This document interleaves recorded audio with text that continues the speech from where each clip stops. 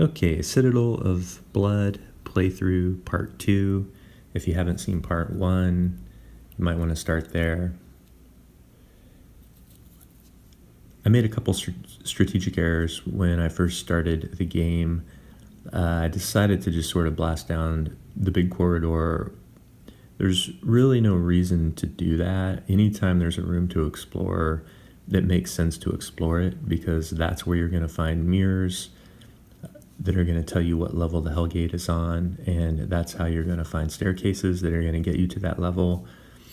So every time you just blast through corridors, you're taking a chance of stumbling onto wandering monsters, and you're also definitely not stumbling onto features that you need in order to complete the mission. So I kind of learned that the hard way. I've been stumbling around level 1, and I blew a couple of perfect opportunities to place stairways just due to poor strategic decisions about how I explored. And I've had several encounters with monsters, and now my characters are exhausted. 2 hit points on Laraka. Lord Dill has 1 hit point left. Gilith is down to 7. So I think what I'm going to do now, Laraka is going to cast a heal spell on Lord Dill. I rolled a 1d6 to determine how many heal spells Laraka has throughout this adventure. He has 3. So he's going to cast the spell. Rolled a 1. Another mistake I made is equipping the healer with combat magic, because Laraka has been using the blast spell during combat, which is and that's the only thing that's been slowly chipping away their hit points. But now they're getting to the point where they can't really afford to heal anymore. And furthermore, there should be 2 healers, because this healer cannot cast a heal spell on themselves. So as they're casting spells, they're going to slowly be draining their wound points, and what they need is another healer. The healers, if they're 2 healers, then the healers can heal each other. I think in the future, 2 of the characters should have heal spells, and they should both sort of be in the back. Okay, so the party is going to, I think, head back down this way and continue to explore rooms until they hopefully find a staircase. I'm not going to record every single action, but I'm going to update as important things occur. The party encountered a troll. The troll had a ton of hit points and a huge combat bonus. But Sarah, the human, cast mental attack, which did like 10 points of damage to the troll, but also drained her. And then Lord Dill was able to finish him off with his sword. The troll had 20 gold on him, 5 gold points worth of jewels, and some +2 armor, which Lord Dill decided to wear, which is actually going to increase his wound points from 2 to 4 as long as he wears the armor. That basically just gets like a +2 bonus on his hit points. The corridor terminates at this chamber with some artwork. No traps, no monsters. The party stumbles onto a couple of orcs up here. They have very low hit points. They are wielding swords, but they are easily dispatched. And finally, the party finds a staircase down to level 2. So I'm going to read up a little bit on how staircases work. Alright, so the party moves down these stairs and arrives on level 2 here. And it acts as a room, so we have to do a trap check, no traps, and a monster check. So this stairwell does contain monsters. And the party has engaged a Hydra in the stairwell of level 2. The Hydra has a negotiation value of 7, which means it's basically not negotiable. They are going to go directly into combat. The Hydra has 13 wound points and no combat bonus. So it'll take a while to kill, but it's not very strong. Alright, so after a couple of little skirmishes, the party has finally stumbled onto a mirror on level 2, which is exactly what we need because we need to find we need to pinpoint the location of the Hellgate, and we need a mirror to do that. So we're going to roll on the mirror table.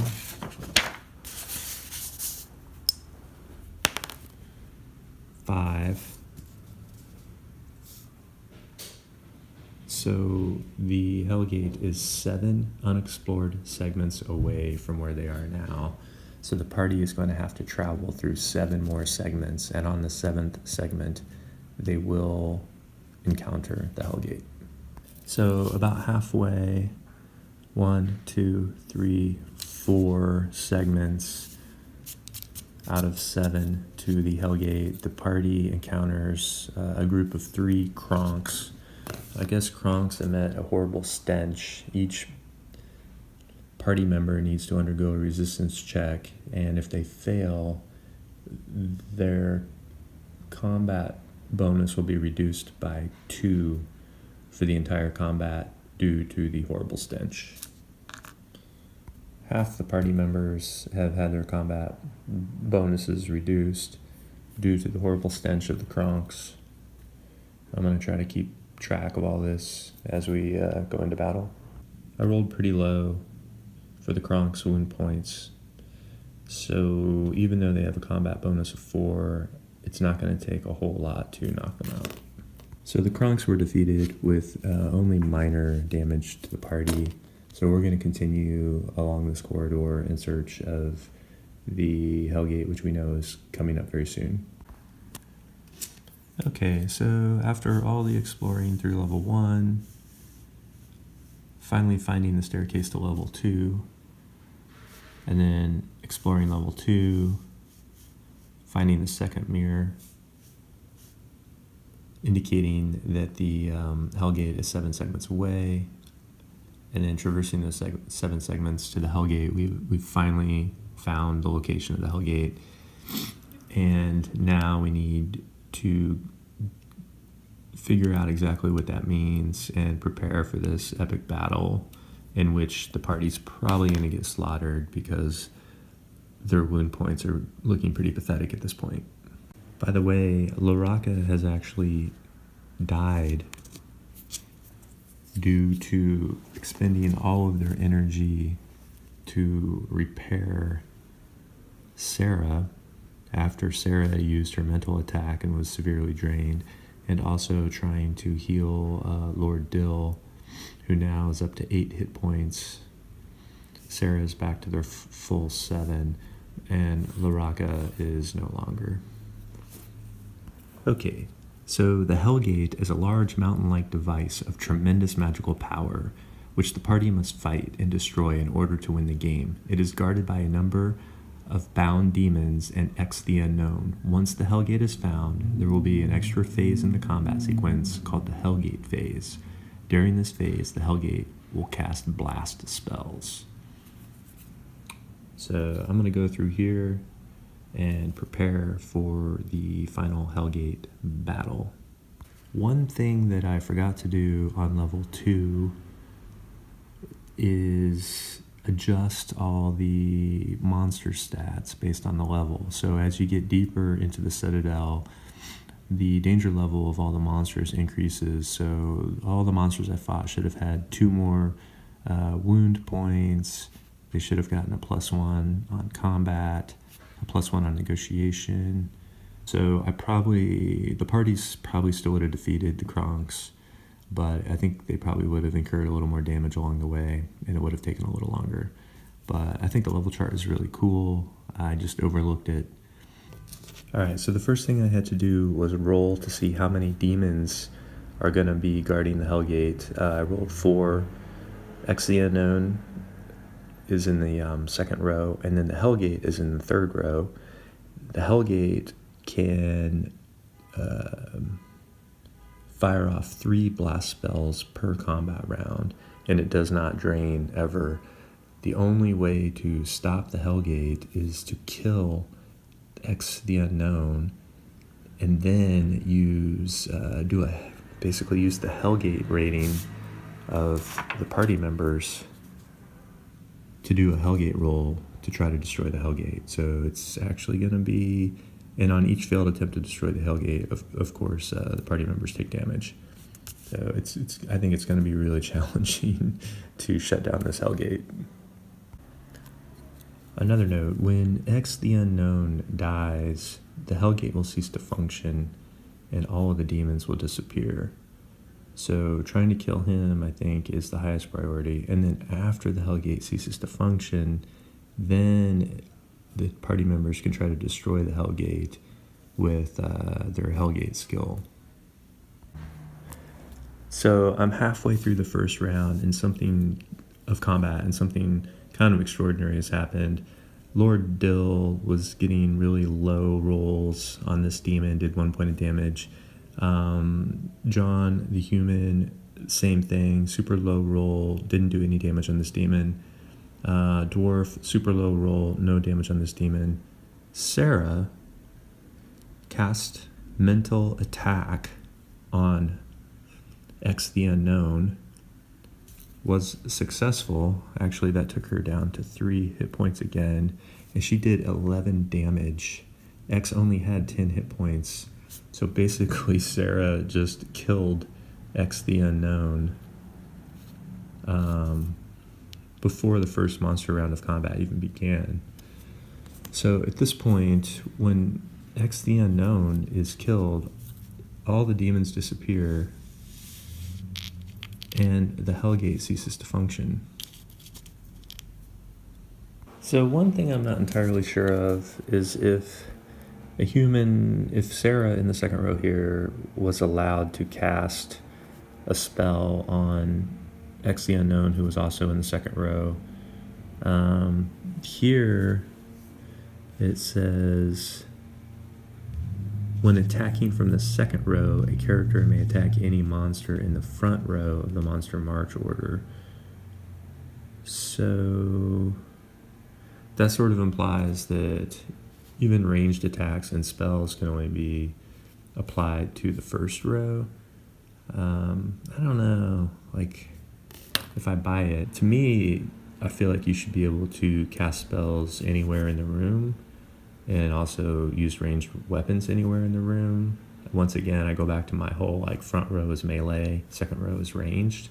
So I don't know, maybe I'm house ruling this, but I feel like any character in the second row should be able to apply their ranged weapons and magic anywhere in the room. So I'm going to stick with that. It may be wrong, but to me, it just makes sense logically. So several turns are spent doing Hellgate rolls to try to destroy the Hellgate. There are several failed attempts. Sarah is down to 1 hit point, but finally Lord Dill is able to destroy the Hellgate.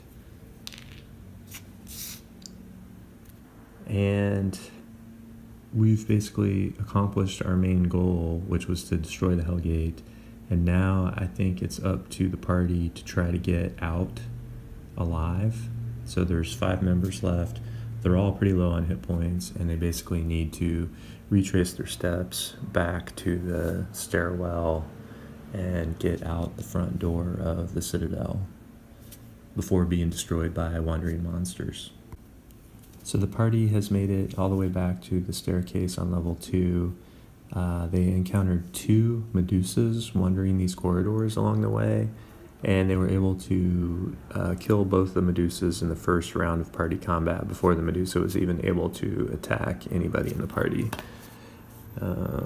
So now we are back to level 1, and we're going to continue our wandering monster checks until we get to the front gate. The party encounters a wraith and is easily able to negotiate with it.